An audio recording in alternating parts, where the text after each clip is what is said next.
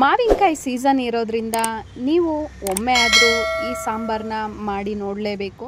ರುಚಿ ಅಂತೂ ತುಂಬಾ ಅದ್ಭುತವಾಗಿರುತ್ತೆ. ಹಾಯ್ ನಮಸ್ಕಾರ ಎಲ್ರಿಗೂ, ನಾನು ಚೈತ್ರ, ಕನ್ನಡತಿ ಪಾಕಶಾಲೆಗೆ ಸ್ವಾಗತ. ಮೊದಲನೇದಾಗಿ ಮಾವಿನಕಾಯಿ ಸಾಂಬಾರನ್ನ ಮಾಡಲಿಕ್ಕೆ ಮೀಡಿಯಮ್ ಸೈಜ್ದೊಂದು ತೋತಾಪುರಿ ಮಾವಿನಕಾಯಿನ ತೊಗೊಂಡಿದ್ದೀನಿ.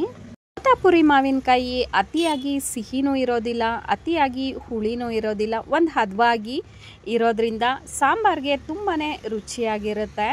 ಒಮ್ಮೆ ಮಾವಿನಕಾಯಿನ ತೊಳ್ಕೊಂಡ ನಂತರ ಈ ರೀತಿ ತೆಳುವಾಗಿ ಮಾವಿನಕಾಯಿಯ ಸಿಪ್ಪೆನ ತೆಕ್ಕೊಂಬಿಡೋಣ.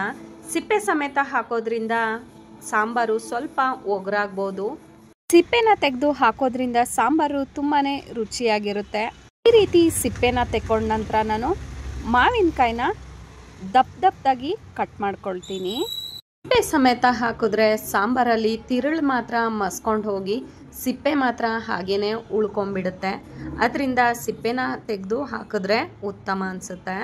ತುಂಬ ಸಣ್ಣದಾಗಿ ಹೆಚ್ಚೋ ಅವಶ್ಯಕತೆ ಏನೂ ಇಲ್ಲ. ಸ್ವಲ್ಪ ದಪ್ಪದಾಗೆ ಹೆಚ್ಚು ಹಾಕಿದ್ರೆ ಬೆಂದ ನಂತರ ಮಾವಿನಕಾಯಿ ಎಲ್ಲ ಚೆನ್ನಾಗಿ ಮಸ್ಕೊಂಡೋಗಿರುತ್ತೆ.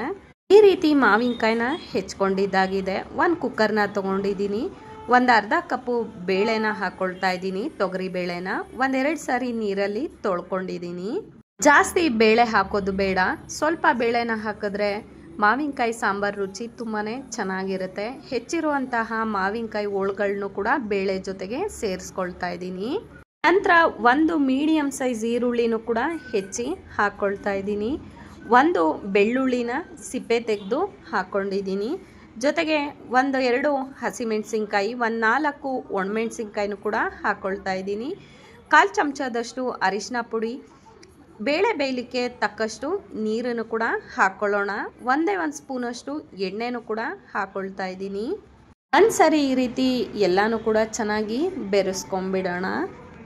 ಈಗ ಇದನ್ನು ಸುಮಾರು 3-4 ವಿಜಿಲನ್ನು ಮಾಡ್ಕೊಳ್ಳೋಣ. ಬೇಳೆ ಮಾವಿನಕಾಯಿ ಎಲ್ಲ ಚೆನ್ನಾಗಿ ಮಸ್ಕೊಳ್ಳೋ ತನಕ ಒಂದು 4 ವಿಜಿಲ್ ಮಾಡಿಕೊಂಡ್ರೆ ಸಾಕಾಗುತ್ತೆ.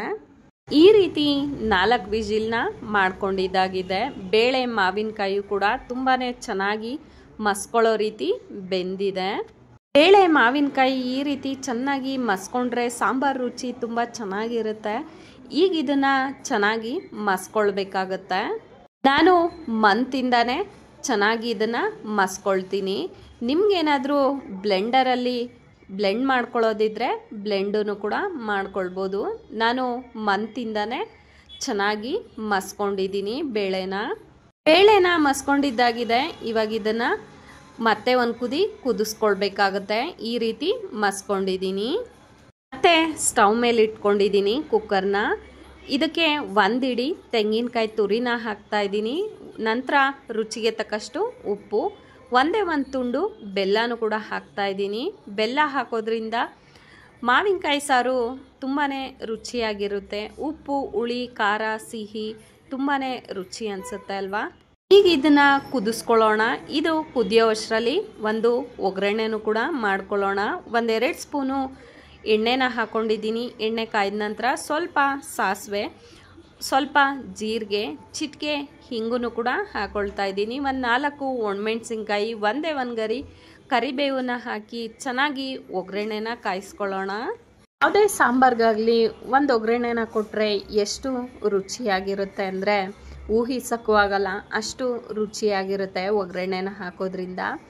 ಒಗ್ಗರಣೆನ ಚೆನ್ನಾಗಿ ಕಾಯಿಸ್ಕೊಂಡು ಕುದೀತಾ ಇರುವಂತಹ ಮಾವಿನಕಾಯಿ ಸಾರಿಗೆ ಹಾಕ್ಕೊಳ್ಳೋಣ.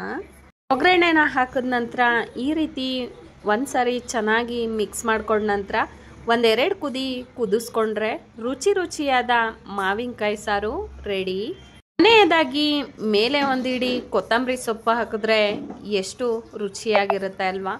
ಯಾವುದೇ ಖಾರದ ಅಡುಗೆಗಳಾಗಲಿ ಮೇಲೆ ಸ್ವಲ್ಪ ಈ ರೀತಿ ಕೊತ್ತಂಬರಿ ಸೊಪ್ಪನ್ನ ಉದುರಿಸೋದ್ರಿಂದ ತುಂಬಾ ರುಚಿಯಾಗಿರುತ್ತೆ ಯಾವುದೇ ಅಡುಗೆನೂ ಕೂಡ. ಮಾವಿನಕಾಯಿ ಸಾರು ರುಚಿಯಾಗಿ ಬಿಸಿಯಾಗಿ ಸವಿಯಲು ಸಿದ್ಧವಾಗಿದೆ.